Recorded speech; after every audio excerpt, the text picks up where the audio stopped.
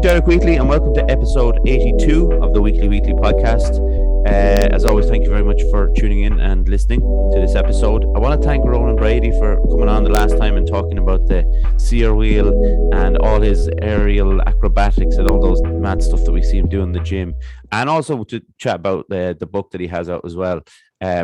He's a very interesting guy. It was a really interesting episode. Also, he played for Roscommon GAA, so he's done loads and loads of stuff. So made me feel fairly inadequate, but that's all right. I'm kind of used to that space. If you are a new listener, actually, if you would subscribe to our YouTube channel, that would be brilliant. It's always very helpful. I'm very pleased to let you all know that we are now officially a blue belt podcast, not a blue and a white belt, but a double blue belt certified podcast. Very happy about that. Received my blue belt yesterday. So it took me a while. It took me 4 years. But it doesn't really matter.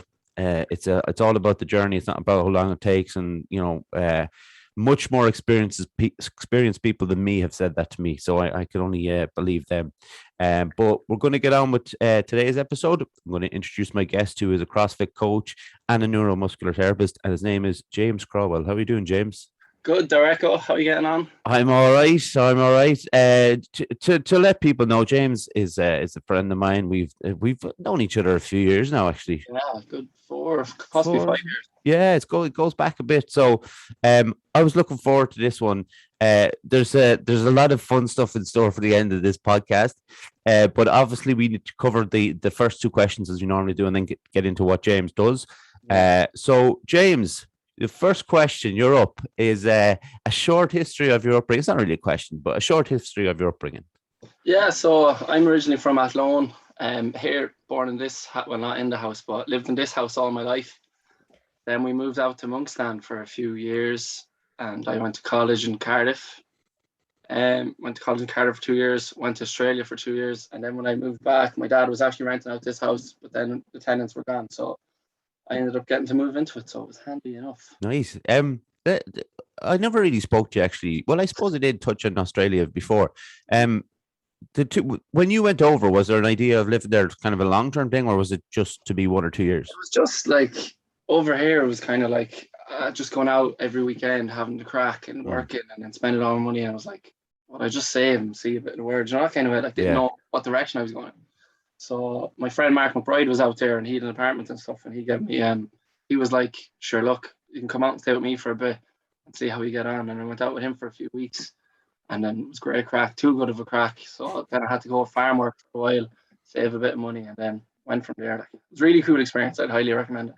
Yeah, it's funny because my younger brother went, and I think he was about 2 years as well over there. He found the heat quite tough.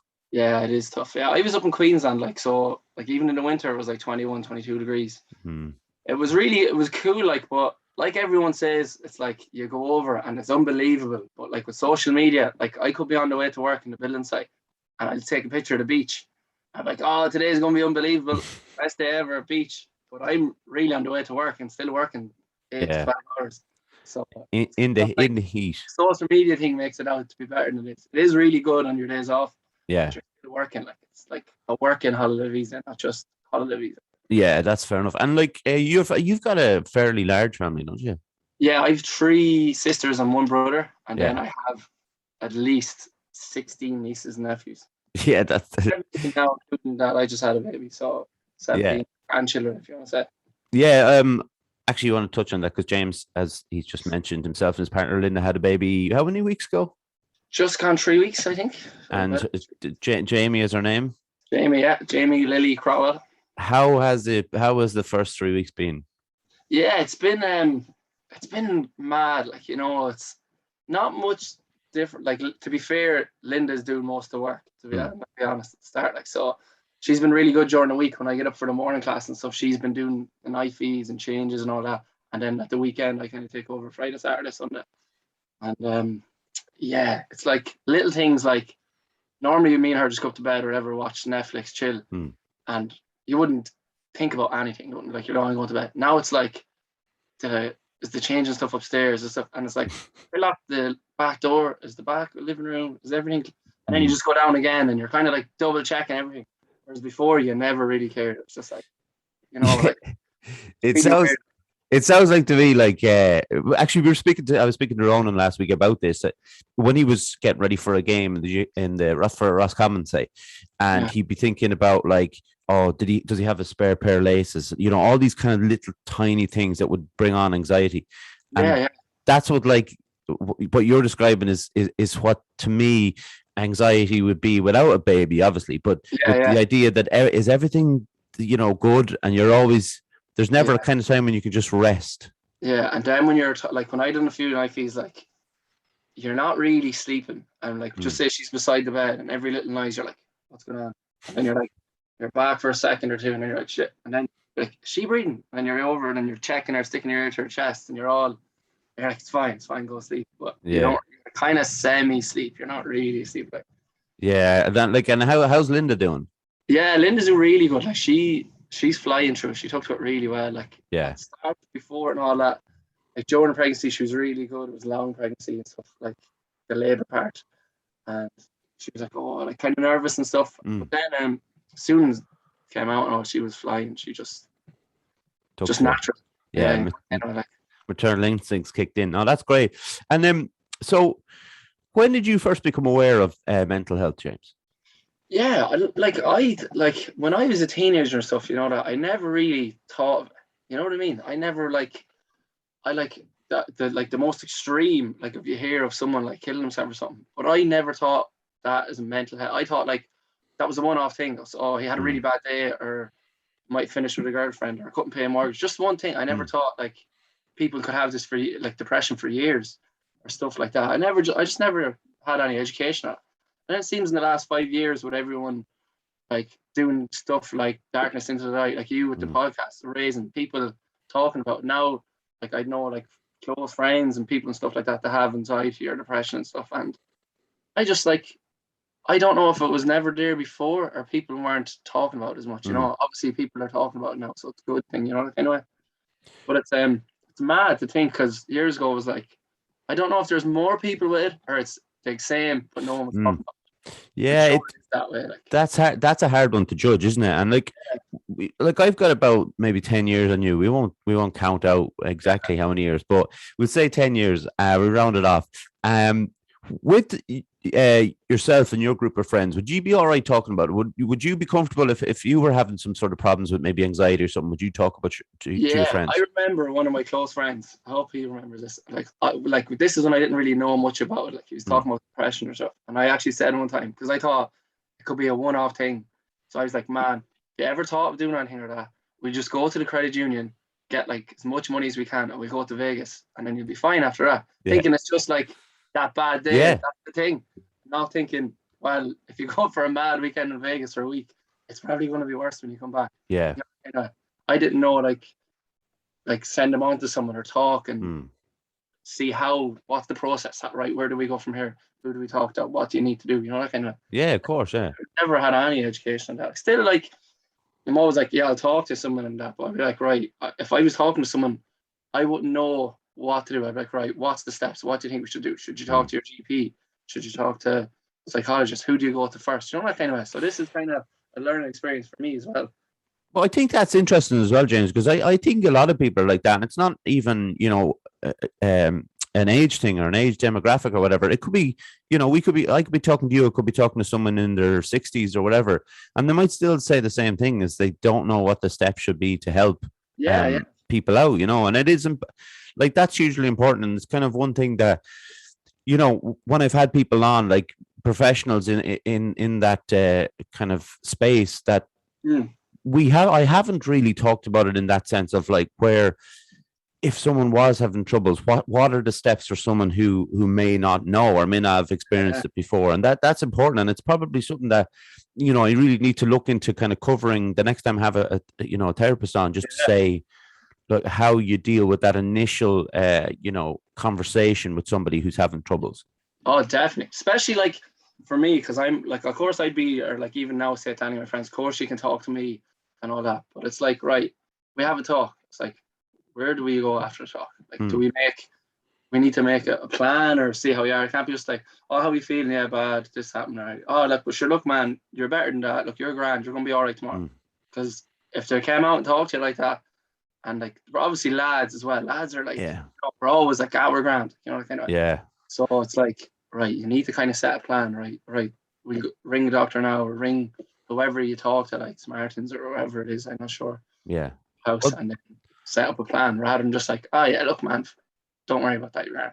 yeah. And That's a real lad thing, isn't it? yeah, it is. Yeah. And what's good about that as well is that there is, like you said, the last 5 years, there has been more stuff out there, and there's been more of More celebrities, the likes of yeah. Daisy, stuff like that, and came out talking. And it's like, Yeah. And that helps an awful lot. Like, and people can be a bit cynical about the celebrity side of things, but I don't know if there's much, yeah, I can see that people are yeah. like, how can they be depressed? They have loads of money. Like, that's all. And it's But a bit. It's kind of like they probably had a goal for years to be like, this is all I want. This is what I need. Once I get to that point, I'm fine. Then get to that point, and they're still not happy. Like Tyson Fury and stuff like that. Like, when he won the belt, then he went, he's like, oh, sure, I have everything now. What do I do now? Yeah, like, we talked about like having goals and stuff, and we're going to actually talk about it on this podcast as well, and the idea of, what's next after that. Like, it doesn't have to be all or nothing kind of a situation, map it out a bit, but have no end goal, like 3 weeks time will be fine, because life is up and down the whole time. Sure, you're never like training, like us training, like you're flying out for 3 weeks and then there's nothing on, and you're 2 weeks off, like having a baby. You're back into the same shape I am now. Yeah. But right, let's get into that though. So, when did you? Because I met you through the gym, obviously, and it was through CrossFit. When did you first come across CrossFit? Yeah, so I started studying to be a personal trainer. Like I went to university over in Glamorgan in Wales, just outside Cardiff, and I studied football coaching and performance. So I was like, sure, I want to be football coach. I was working with Cardiff City Academy over there, and then like I was doing that for a while, and then I went to Australia, and I was like, I like that, but I want more, like, that kind of way. Because coaching, you can just do your badges and here, like with the FAI, and you're fine. Like, so then I was like, right, I want to do a PT course, and then actually halfway through the PT course, when I was doing it, I went into the CrossFit gym because I wanted to see all different sports, see what's good. And then when I went into the gym, I was chatting to Martin. I was friends with his friend Alan Cornick in Australia, and he was like, "Oh, how did you get on?" Just talking what I was doing, and then it happened to be that night that one of the other coaches in the gym walked in to Martin and was like, "Look, I'm having a family. He was busy with work or something. He couldn't coach anymore." So Martin gave me a text the next day. He was like, "Look, do you want to come down for a chat? Any interest in the CrossFit? What do you think of it?" And then literally just because I just happened to go in there that day, I got into it through him. So the coaching came before you actually kind of started doing it yourself. Yeah. So like I did like a few classes, but not in the gym with Martin. And I knew about it. I watched a lot of the games and stuff. Like I was interested in it. Yeah. Like, I liked the Olympic lifting and all that. But I was getting into coaching, and I wanted to see all different parts of it, like, powerlifting, bodybuilding, CrossFit, and that. Like, so then I went into the gym, and just by chance, Martin was like, "Here, what would you think about coaching this?" And stuff like that. And went from there.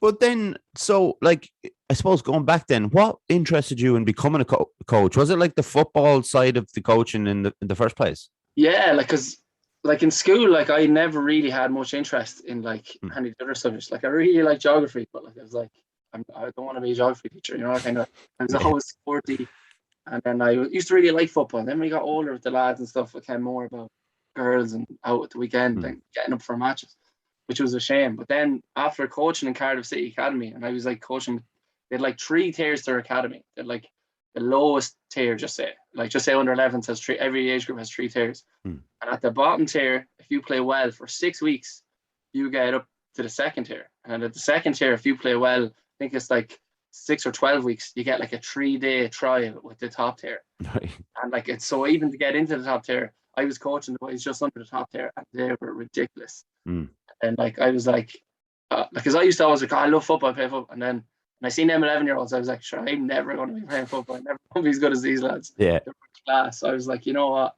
Coaching's probably the right step for me. Were you like, so that was your thing in football, or sorry, in school then was football? Yeah, I used to just like soccer and just any general sports, like swimming. Like we used to go every summer. Like I live right here down beside the White Bridge and stuff. In summer, we'd be jumping off the bridge all day and swimming up to the Dual Carriageway Bridge, and we'd be jumping off that all day. And Yeah.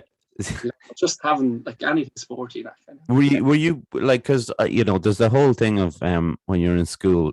I still like I went to school in Swords, but I still remember the good players' names. Of Oh from the yeah, it's school. always, yeah. No, I wasn't one of those lads. No. Were you middle tier? What if we could go for 3 tiers like you're talking about? It was I'd say average. Like, okay, middle tier. What position did you like? When I was really young, I used to like up front because my age group, I just slotted in to like the one that's like you just get into it. You know what I mean? So I was a little bit taller, so I used to play up front and doing well. Then after a while, started to get slower and fatter, so I had to come back down the positions. Yeah, that's the age-old thing. To like centre mid and defence, then centre back, then right back. Declining as the time went on. And goalkeeper. Yeah. But I played for I say I played. I was part of the Sword Celtic team up in Dublin, and I was always on the bench, and I very rarely got on. And every time I got on, the ref would like scold me for wearing glasses, but I couldn't see otherwise. Like, you can't see. What do you want me to do, ref? And he was like, you have to get a band for those glasses with the elastic band going around catching each arm. I was like, come on. You're like Edgar Davids going around the pitch. Davids, yeah, that was me. But I was really bad. And I used to play, like, I suppose right back would have been the position, but the guy who played right back was worse than me. And that really is like an achievement. But his I don't know if it's his mother or his father knew the coach, and it was like, yeah, you're not a lot of that. You do get a lot of that. Like, it's not right. How would you actually? This would be an interesting one because I've obviously seen you coaching, and I've seen Martin coaching and Katrina. You'd be the 3 coaches in there. But how would you describe your coaching style? Yeah, I'm more like relaxed, like having the crack with people, like because especially when you come into CrossFit and stuff, like Olympic lifting, like it's hard. Like it's not like you don't learn it in a week or two. So like you need to just like I try and like most people starting off do about 3 things wrong. So like just say you're doing a clean and you have to catch your elbows up. People are doing like bent back stuff. So I might just go over and be like, right, when you're doing a clean here, just all I want you to do is keep your back straight. So when you catch it, just keep your back straight, keep your core tight, something like that. It's something easy. So then I like keep going, and then they'll tip through like we do with the pipes. They might tip through it for a while, and then when they have that bit right, I might go, right, next time have your elbows up every time and your back straight. Yeah, try and introduce it. And like most of the time we do all the stuff on the pipes, so they don't even weigh a kilo, I don't think, do they? No, I wouldn't have thought. You're never going to hurt yourself doing any Olympic lifts with it, like I think, and it's part of the warm up as well. So I'd like to think by the time we get near the bar or the light 8 kg training bar, we have the 3 or 4 things down. And then even when we get to the workout, the 8 kg bar is so light, so they'd be lifting 2 dumbbells not the other way, that they'll be fine, you know what I mean, doing the Olympic lifts and stuff like that. So I find it like it's good, like to be, because if I went straight over to you and was like, right, Derek, we're doing an Olympic lift here, so I want you to bump, shrug, drop underneath, catch it in the squat, look it up, elbows up, you know what I mean, 3, 4, 5 things. They're like, what's he on about? And even when people are in CrossFit at the start and they're getting Olympic lifting right, they're like doing it well, they're always like looking around, what is this? I'm not like, this isn't right. It's because I always go to them, look, you've never done this before. So no matter what you do and how good you do it, you're going to think you're wrong because it doesn't feel natural. Yeah. So I'll tell you if you're wrong. So don't worry, you're good. Like, you're doing well. Yeah. Well, I think all 3 have a different way of coaching, obviously, but I do think that everybody has a kind of a good way with people. And I think that's so important because there's so many people with going in there with, carrying the weight of the world on their shoulders and stuff, and they want it to be a release and stuff. And I think when I go in, it might be an anxiety that was my problem, but somebody else is going in and maybe just want a break from their kids. There's so many reasons for going in, and they just want to, like, I suppose, obviously be shown how to do the thing correctly, but reassured that they're doing all right. And like you say, the weight side of things and the lifting the bars is so technical. I didn't expect it to be as technical as it was. I was like, okay, like you lift it, okay, and then I realized, but if I lift the way I was thinking, my back is going to go out immediately. The Olympic lifts are more technical and stuff, but it's so good with the training bars and the pipes. It's like, and it's a skill as well. So like when people come in and like they remember, Jesus, I was like barely do this with a pipe and I didn't have the mobility to get my elbows up or overhead squats. I didn't have And then after a while, they're doing it with the training bar. And then in a few weeks' time, they're adding on a little bit of weight. Like, and then they're like, Jesus, I couldn't even do this. I start. Yeah. So, like, it's not like the normal gyms where you go in and you might do, right, 20 kg, 4 sets of 12, like loads of 4 sets of 12s or 10s. And you do that for 6 weeks. This, you come in and you do like a skill, and all them like skills like snatches and overhead squats that requires a lot of mobility. The movement gets better like straight away, like after a few weeks as well, especially if you come straight from the couch, or if you work long hours and you're in the office and stuff like that. So it's good to do. You just need to do it right and really progress it slowly, especially like, because when you come into the CrossFit gym, there's a load of girls that are absolute animals and fast that lift the weight. And like, I came into CrossFit at the start, I was like, the 2 girls down there are lifting them 2 yellow weights. Sure, I should be able to do that. You know what I mean? Just think it. And 90% of the time, when you just come into the gym and you haven't done it, you definitely can't do it. No. Just do. And it's very humbling, and you need to be like, that's what the hard thing is as a coach. Like, it's normally like, you have to tell people, look, just stick with the bar. Don't use any weight. I'm telling you, you'll be happy in 2 weeks' time. Just get the movement down. You're not anyway. Yeah. The scaling part is the most important part, nearly. Oh yeah, and like when you talk about overhead squats, like it's the hardest thing. I find the hardest thing, and I got it there recently, and Elaine was down the other end of the gym, and she shouted up, "Oh, that was great," or whatever. You get real buzz, and you know that I've had knee troubles for a good while, and the kind of what Martin has told me to do when it comes to squats and stuff to help it, it's helped an awful lot, and it's taken a lot of pressure off. But even Martin said that day was like, you can't do those with any injuries, those overhead squats. You'll just sacks and all that stuff. You just get like, so I was delighted with that. So it's the same as jiu-jitsu. It's all just about like, be patient, listen to your coach, and and what you said about Elaine, that's like one of the best things about CrossFit. Like, you go in there, like, and it's like a little family. Like, everyone gets really close. Like, the amount of people in the gym that met each other there that are like best friends. Like, they come in 7 a.m. class.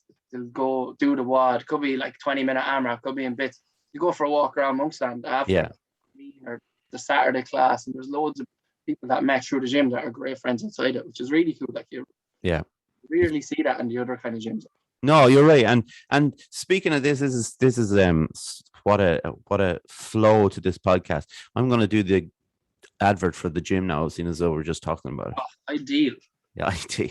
So, Fusion Training Center, Monksland Athlone, a place to train in Brazilian Jiu-Jitsu, kickboxing, martial arts, and CrossFit.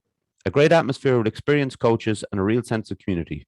If you want to join the team, find us on Facebook at Fusion Training Center or drop in for a chat. Fusion Training Center, train like a warrior. Very good today.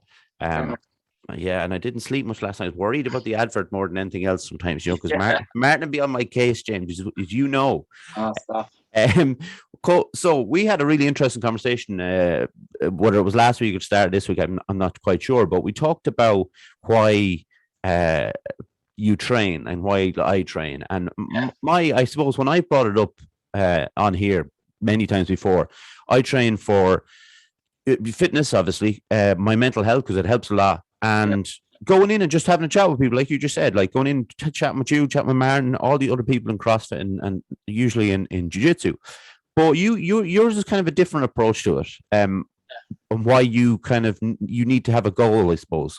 Yeah, 100%. Like, I like training for like something. Like, just say on September 11th now coming up, I'm doing an adventure race in Gale Force West, I think it's called. It's like 65k or something. Similar to the hill, see the summit kind of thing. You're up and down Crawpatrick running and all that.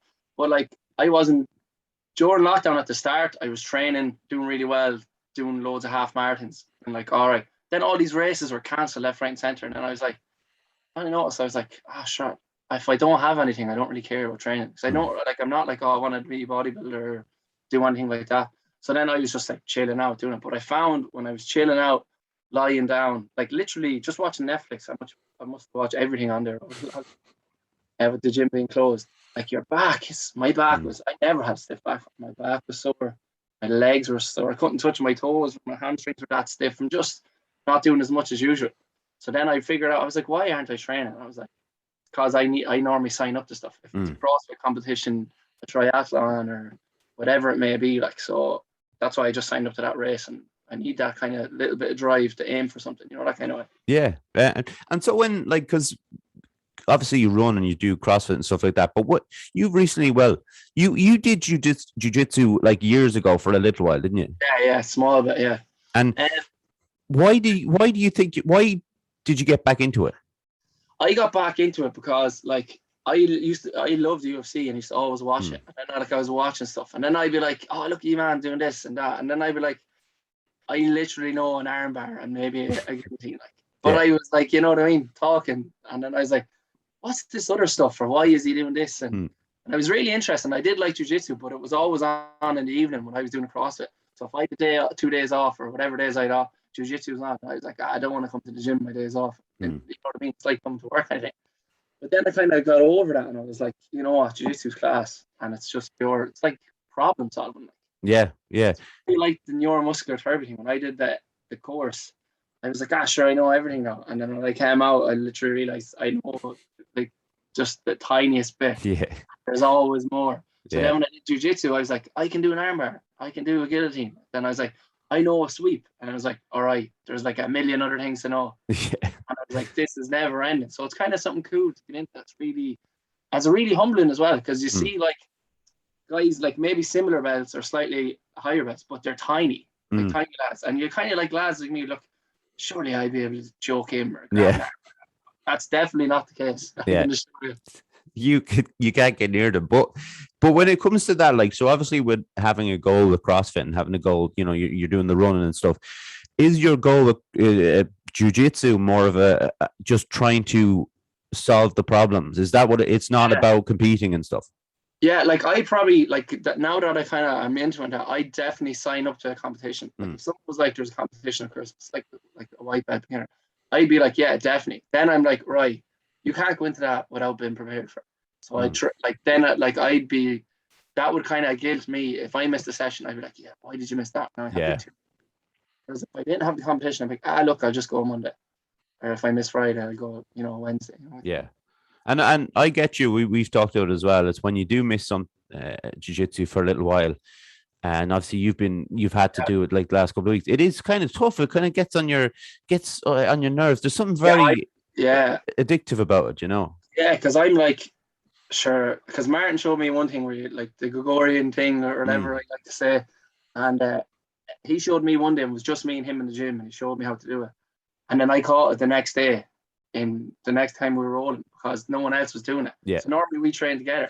So when I missed like 2 weeks or that, and then I'm like, what did they learn in the last 2 weeks? Like Martin was saying, there was like a sweep when someone's fully mounted and stuff like that.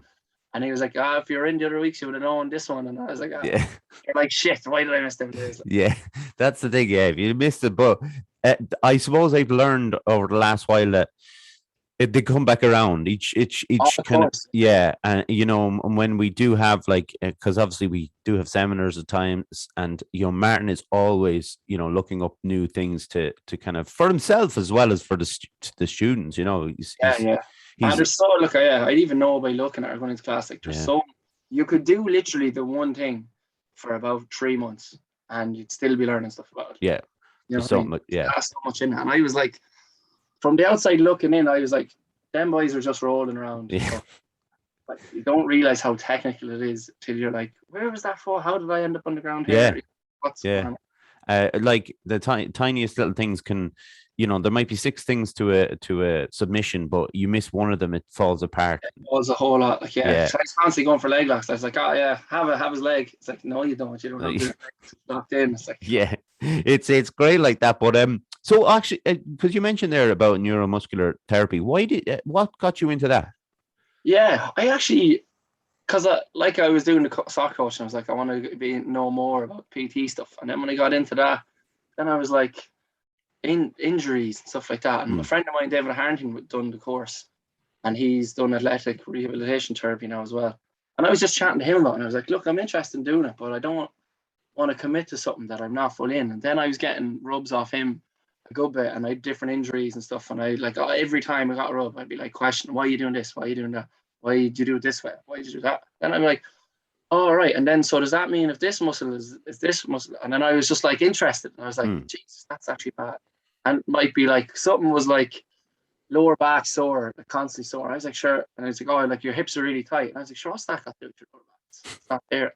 It's like, oh, your hips is actually, so it's actually attaches to your lower back and really tight from running. And I was like, geez, that's mad.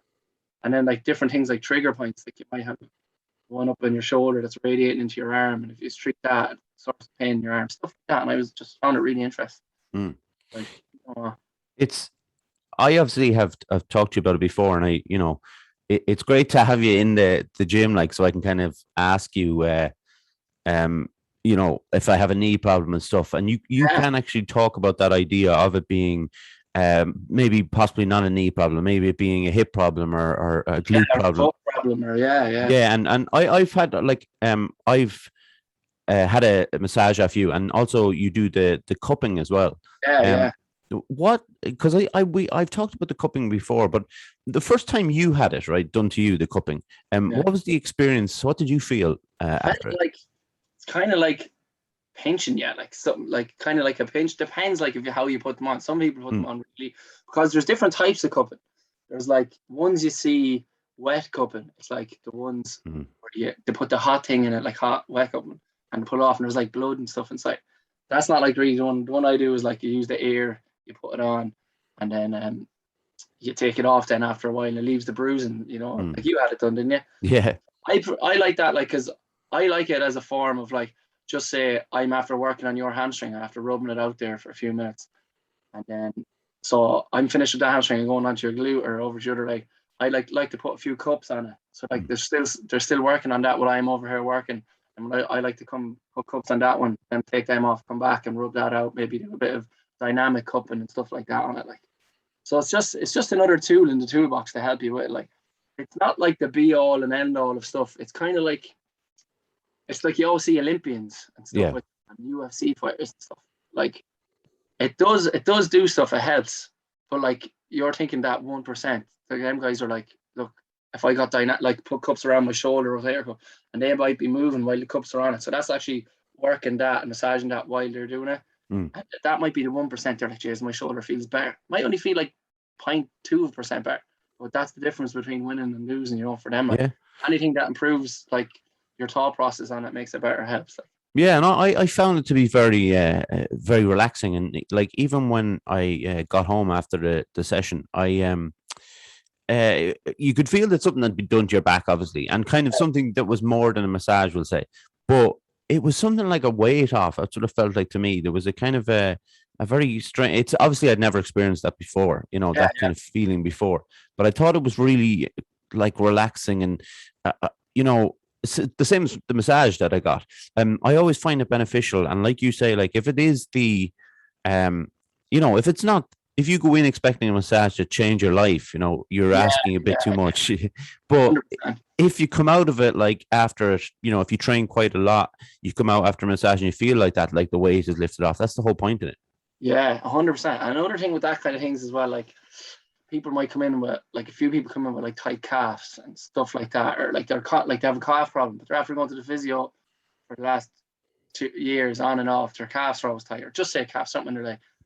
And I was like, all right, so I just get dry needle and I get a rub out. It was like, and it keeps coming back. It comes back. It's like, all right, you need to do something more. You know what I mean? Look, I can be like, look, I'll rub that out or get the trigger points or do cupping, and you'll be fine for the week. But it's going to be back in 3 weeks.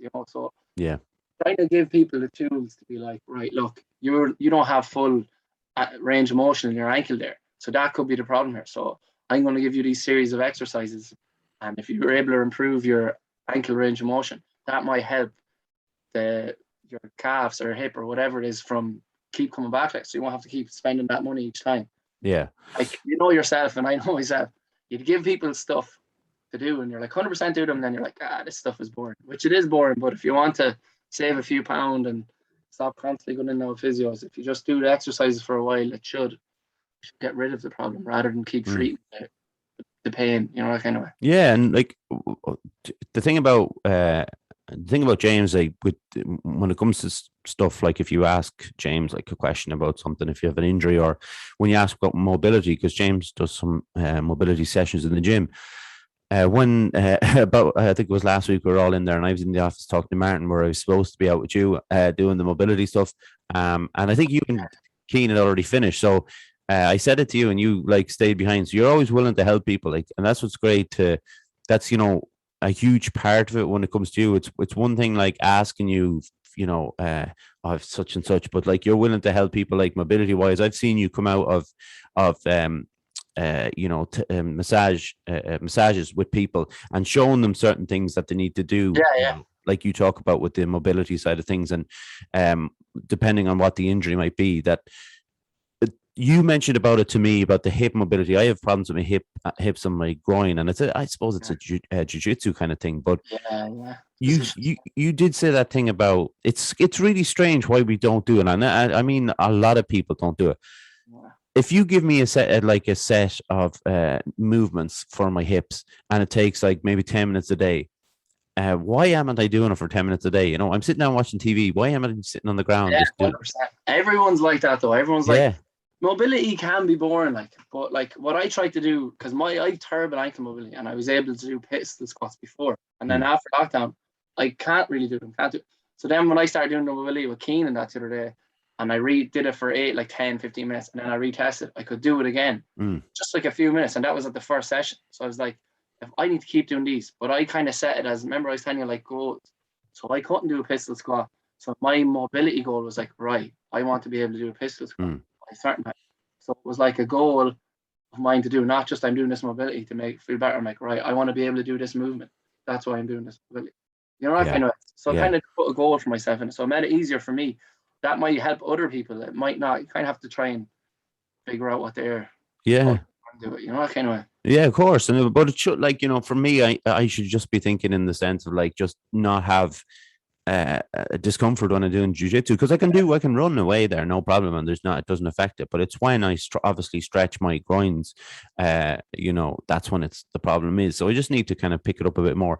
Another one for you would be if you like hard to fit the bigger lads in triangles and stuff, like your feet is hurting you. Like, it's like, right, I want to be able to drill and get someone in a triangle easy, rather than like pulling on my leg and putting a hand on the shin. Yeah. Good call. You dropped off there. Is that all right? Yeah, you're good. You're good. And do you know, actually, James, would you go out and come back in if you don't mind? I'll bring you. You've paused on my screen as well. All right, so leave it and come back into it. Yeah. I'll just click join again, and I'll add you back in. Yeah. There seems to be a problem with the old Zoom on my side. Last week, Ronan paused 3 times, but then I watched it back, and on the screen he didn't pause for people watching. So what happened there was James paused, and then I'm hoping, I'm sure that he won't pause on the other end, like watching it back. But for the next section, I want to have him in full vision, because this is going to be an interesting section of the podcast, something that we haven't done before. But yes, it will be it'll be good. James is back. He's here, right? So this is the first time we're going to do this, right? So this section is called Educating Derek. I definitely stole this off somebody, but I don't, what harm, Yeah. Now it's fun. This is good. There's these figurines, right, called Funko Pop. What is very good, and James has been very good to do for us, is set his camera so that we can see a portion of his collection behind. A lot of people will know. Look at the amount of them.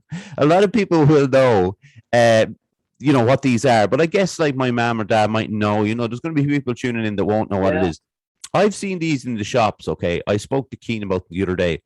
What for you? When you looked at them first, you thought, okay, I'm going to start buying some of these. Yeah, I think I got 2 for a present. Like, I love like Marvel, all Marvel stuff. I love Pokemon from years ago. I love Dragon Ball Z, all anime kind of stuff. And all the Funko Pops are just like the best out of all them, you know what I mean? Certain movie moments and stuff like that. And I bought one day, and then I was kind of like, because I used to collect Pokemon cards, just saying all stuff like that. Then I bought a pop, and then I chatting to Keen, he collected them, and then he was like telling me there's rare ones with different stickers on them. Like there's ones like this. This one here. Yeah. So see, this one has a little sticker, says Chase. So 1 in 6 will have it sticker that says Chase. That's a limited. But you can buy that for just say the same price as the other pops, but you can sell it online for more because it's a limited edition one. You know that kind of way. There's black markets all over the internet selling these, lads. But okay, so this is what I learned the other day talking to Keane, because I told him we were going to be talking about it. I, in my limited knowledge of this subject, would have maybe seen it in GameStop, or a few of them in GameStop and GameStop, stuff. And Josh actually has 4 or 5 of them down in his house, but amateur. Yeah, absolute amateur. He was laughing when I told him just how many you had and how many Keane had. But it was. I just thought that it was just a case of like, why are people buying all these stuff? They're constantly making these things. They're like a proper, mass consumerism in its finest form. 100%. But they're not like that. They're not. No, there's like there's like the normal ones, generic ones. They're just called like just normal. I can't remember. There's the chases. So the 1 in 6 of that will be a chase. So that's a limited edition. Then there's like special edition ones. So like, see this? Yeah. You see the special edition? That's like the glow in the dark Doctor Strange. So that they're special editions. There's a lot less of them. And there's like, there's so many of them. For people who are just listening on the podcasts, like on Apple and Spotify, there is a couple of walls behind James, but I know that's just a section of his collection. The whole room is covered, right? Yeah. See this one here, Bulbasaur, yeah. Yeah, and it's flat. So that means it's like hairy, not hairy, like, you know what I mean? Has a little texture to it, and that's like from the 2020 like Comic-Con or Spring Convention. So they're a limited edition. So like, just say that one there. Like, I bought that online off a guy for like 30 euro, I think it was, and I went to look for some the other day, the simpler ones, and they're like 95 euro now, different prices. And there's an app that you can put in your collection. Yeah, put in your collection and see how much it's worth and stuff like that. Yeah. Have you ever done that? Yeah, I have it there. I only went I have like 150 in the app, but I have about 400 of these. 400 of them. Yeah. I'll tell you, I'll check my app here now. Tell you how much. Because while you're doing that, like what I would have seen would have been, I remember, what's the name? Walter White was one, and then there was like, there was a Joker, obviously, was a big one, and they kind of. Josh had a couple. Now, don't ask me to remember what it was, but they were kind of specialized to him, and I think a lot of people will have maybe a handful of them, and it'll be a sense of like someone who really likes Breaking Bad. Someone will have bought them, the Walter White ones. Yeah, 100%. Or like, it's all that wall there. That's all Linus. That's all Harry Potter. Oh, is it? Except for the bottom. There's Game of Thrones in the bottom, which is like. You get bigger ones as well. Like one of this one's out of the box. Like, do you remember? I don't know if you watched Harry Potter, the dragon. I do remember the dragon. Yeah. So Linda. And I showed her collection off. She doesn't tell anyone. What was Linda collecting them before you got together? We had 1 or 2 before me, and I think I had 1 or 2 as well. And then we kind of got into it. We kind of went into overdrive in lockdown. I'm after checking my app there, right? So I have 83 items in my app. And they're worth 1,200 euro. Jeez, and that's only 83 of your. 83, and there's about 400 of them there. But that's the thing about it, James. Though, like you showed us some there, the kind of the rare ones, special edition. You wouldn't sell them though, would you? No, I would. Like, well, if we have to pay for the old college for the kid, we might have to sell them. Jamie's off to Trinity after this. Maybe primary school with the prices these days. Do you know what's so funny about? Because I mentioned it before. I think I collect bookmarks, and people go away and they buy me bookmark. Oh, class! Yeah, and the funny thing about it, like, and it's probably ties in with this a little bit. The fact that the book, if I have 2 books on the go, I use the worst, most tattiest bookmarks I have. I never use the good ones. They never come out of the drawer. This is it's such a collecting is such a strange thing, and it's such specific to the person who does it, obviously. Yeah, it's like, remember the old call cards? People collected them, or Pogs. Stuff. Like, people, you just get like it used to be like Pokemon cards and stuff are generic, but like these Funko Pops seem to be like popular enough now.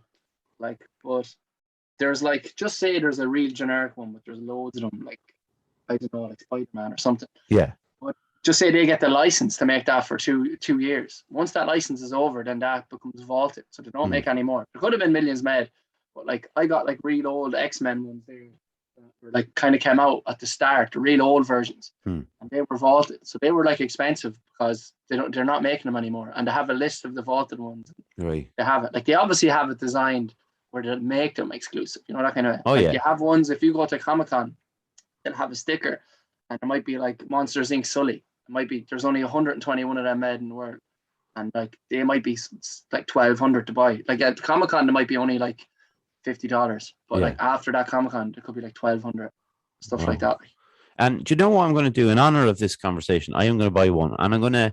Who? Yeah, I am. No, honestly, I'm going to buy one. I'm going to put it. I've got some like things that are specific to the podcast on the desk here, like a mug and things like that. Yeah. And I'm going to have it on. I'm going to have to pick wisely, and I'm going to have a look through. But take I think, your time. I'll get it. I think just in honor of this conversation. Now, listen, we're going to be talking about some more things, and I'm not going to buy everything, but the Funko Pop thing, I think it'd be a nice thing to have on the desk. You mentioned Pokemon, right?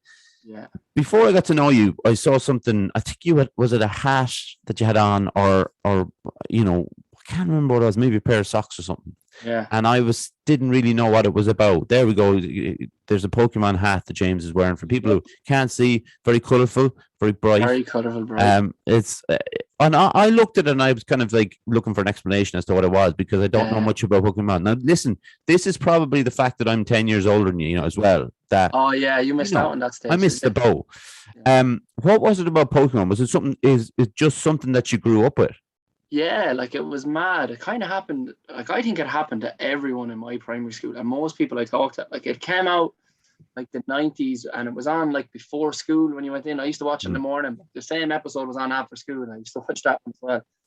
But everyone was collecting the stickers or cards, and just everyone had them. Mainly the stickers at the start, but then the Pokemon Game Boy came out, and everyone was playing the game, and you could trade your Pokemon with other people.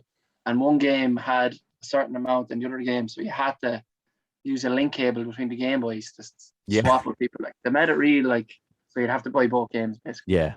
This is I actually have it here. The Game Boy Color. Look at that. Pokemon Red and Blue. They're the OGs. They're literally that wasn't left there planned. It wasn't that. No, it's perfect. But because there's like an old Nokia 3310, all the stuff like left there, and so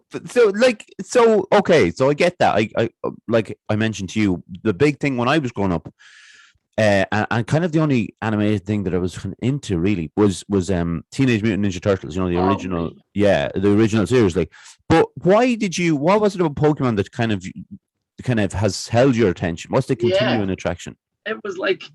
It was mad, like, because I remember when I was younger, honestly, I used to think, I actually thought, like, when I'd be like, right, I actually believe in God and stuff, and I thought, right, when you die, heaven is what you want it to be. It's like, obviously, the dream. And I thought, if I died, I was going to be a Pokemon trainer in heaven when I was really young. That's what I used to say to him. I was like, this is unreal. Like, it was just like pure nostalgia. Like, everything finished with like a good thing, and you were like treating your Pokemon well, and you were like going off to battle other lads, like competition. And it used to happen. Me and my cousin used to have the Game Boys, and we'd have the link cable, and we'd be like battling each other, and even in school, like you'd be mad competitive. Like it's like the in thing for a good while.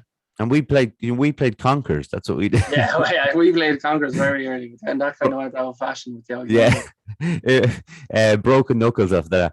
But so I want to, because you're wearing a baseball cap, and this is not a dig at anyone in particular, okay? But I hate baseball caps, okay? And now just hear me out for a second, right?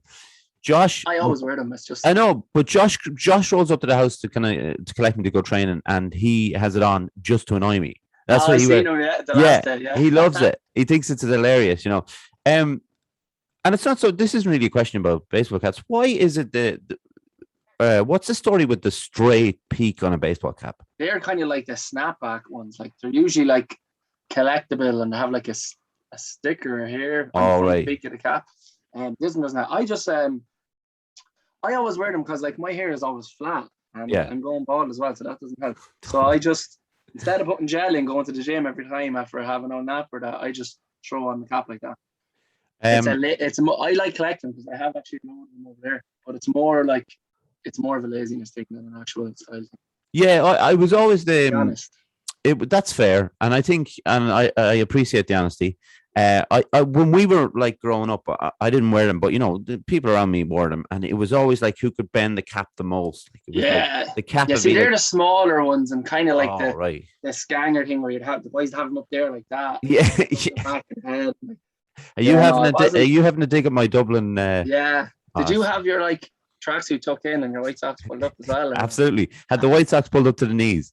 But no, I never did that. I did wear tracksuit bottoms, obviously. We all did. Yeah, I never wore the socks up to the knees because I was still grounded in Westmeath, I think. So yeah. I didn't come down to Westmeath for a while, I don't think.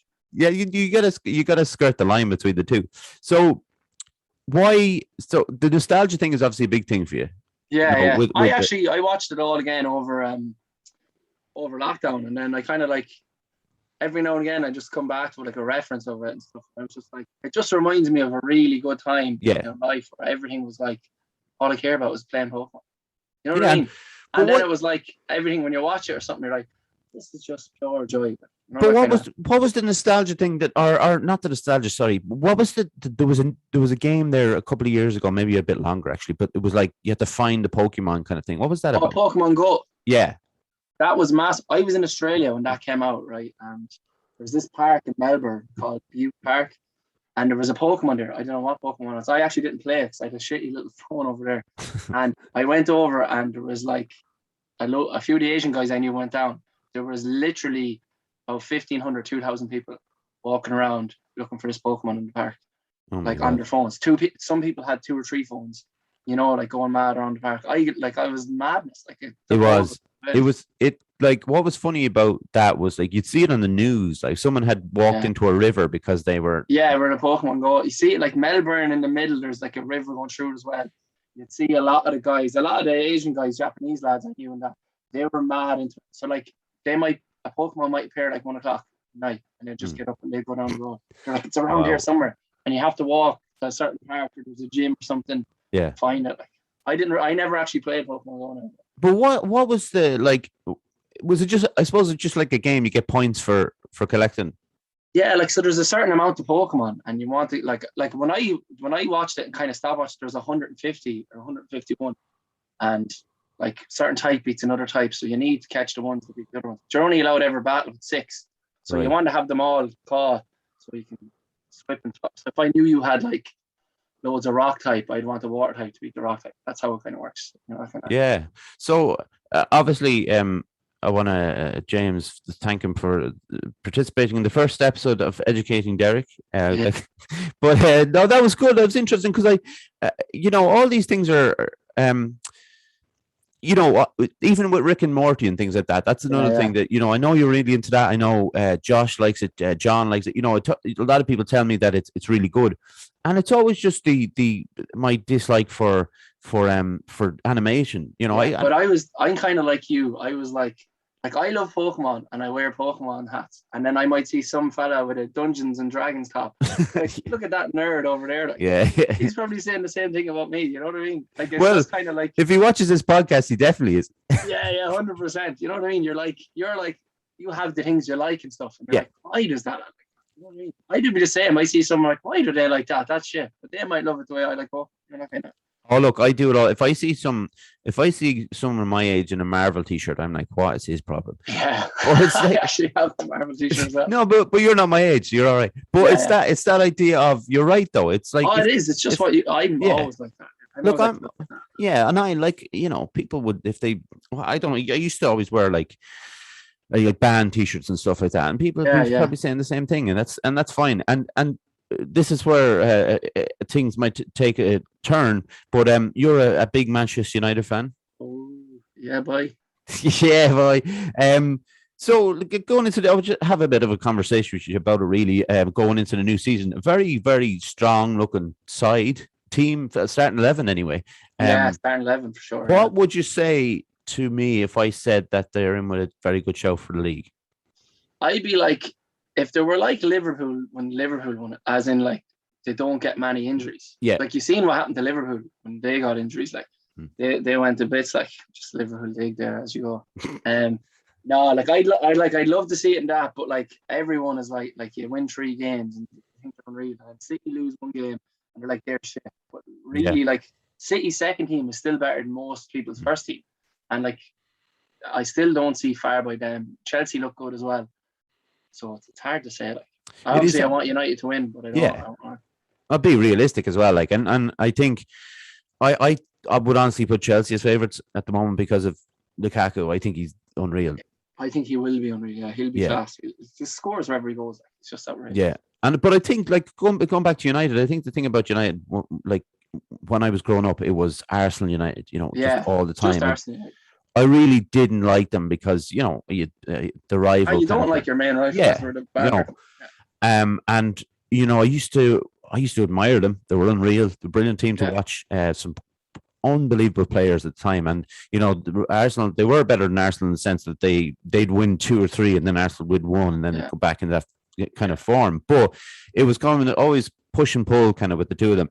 And like what I'd love to happen this season would be for the 4 main teams to be in it till the last few weeks. That would be unbelievable. If there was any time it was going to happen, this time around, because all the teams, they all spend money. They all have savage. Like you're not getting into teams unless you're really good. Like and so whoever does the little bit of smart business, and or whoever has a player that comes through the academy, like if Tottenham hold on to Kane, stuff like that. That's what makes it interesting. It could be anyone this year.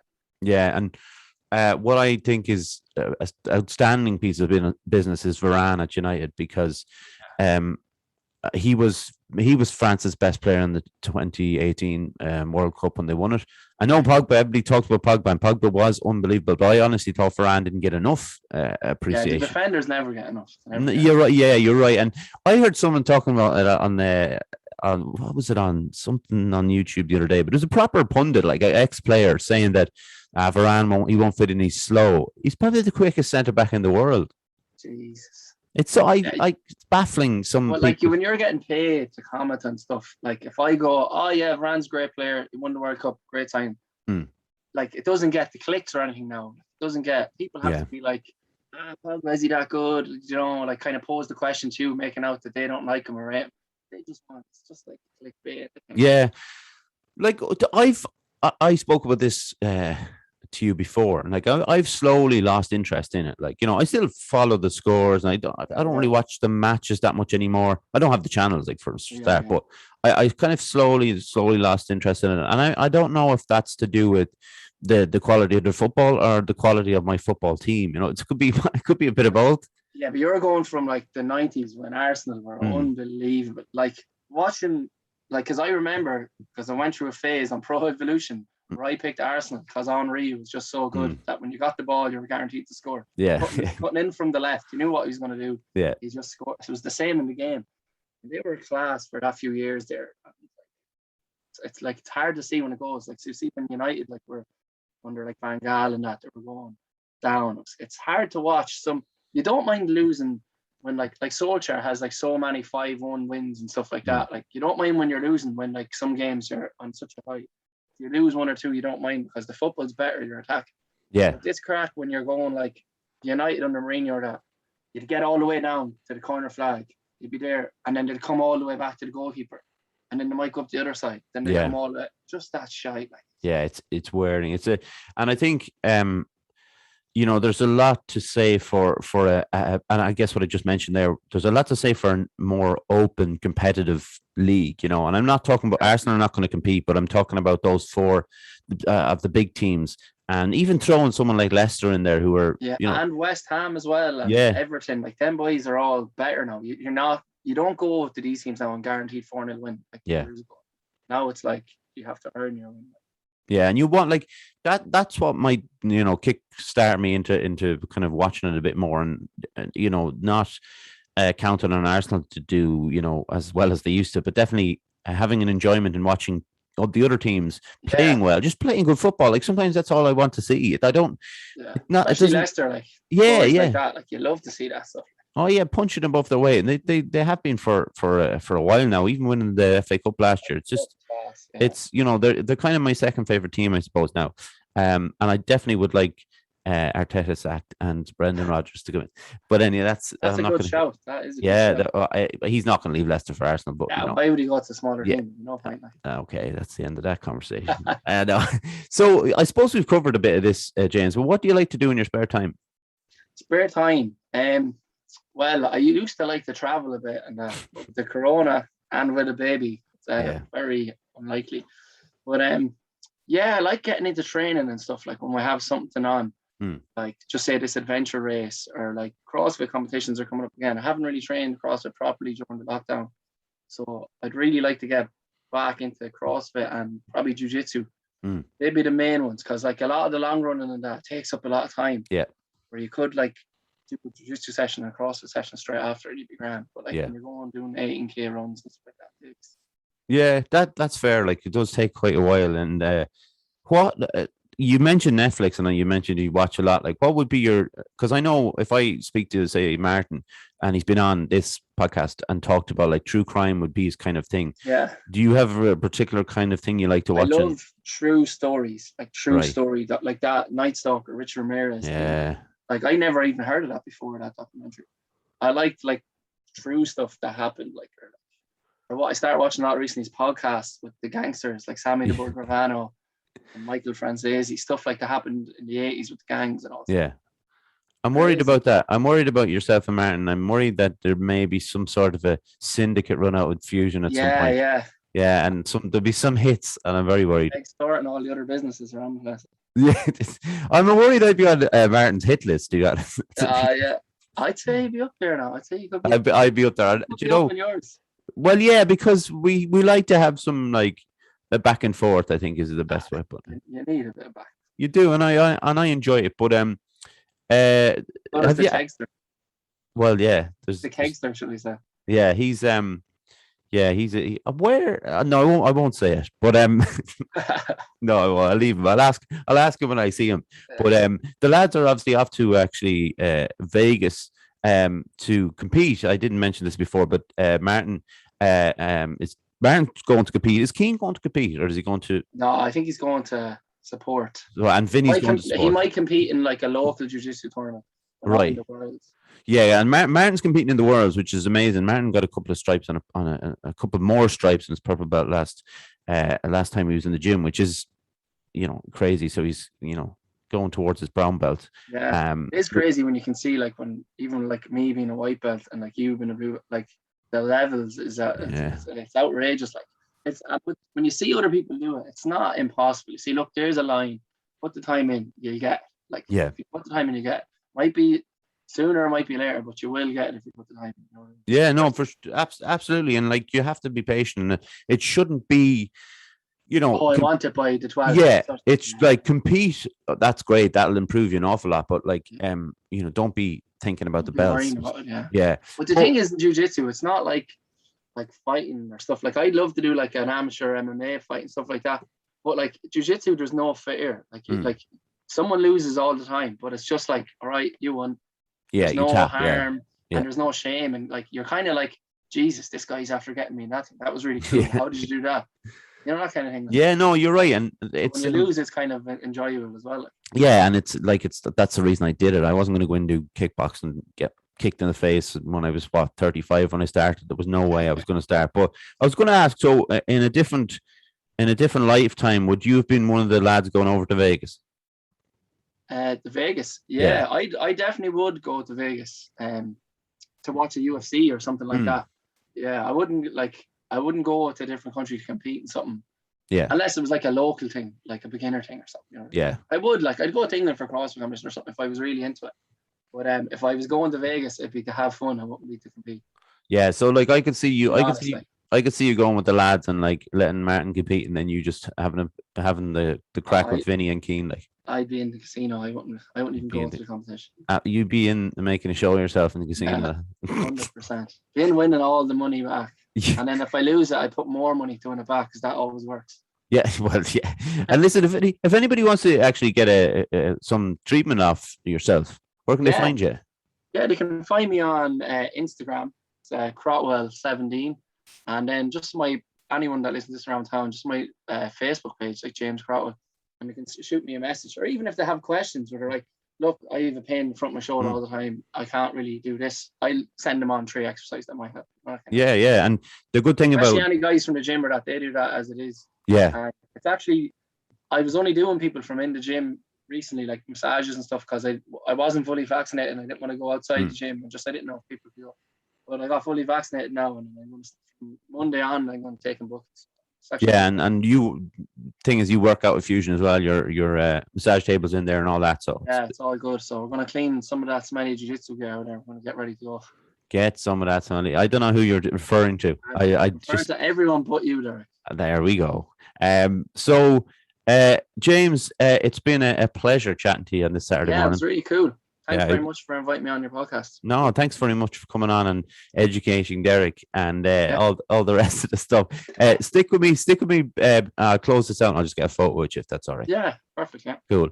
Okay, so obviously I want to say thank you very much. Obviously in regards to jiu-jitsu, to Martin, Kieran and Sensei John Francis, and obviously to John for doing all the technical stuff for me. Although he didn't put something up this morning which I asked him to do, but look, get rid. There'll be stern words, and as soon as I get off this podcast, there'll be stern words.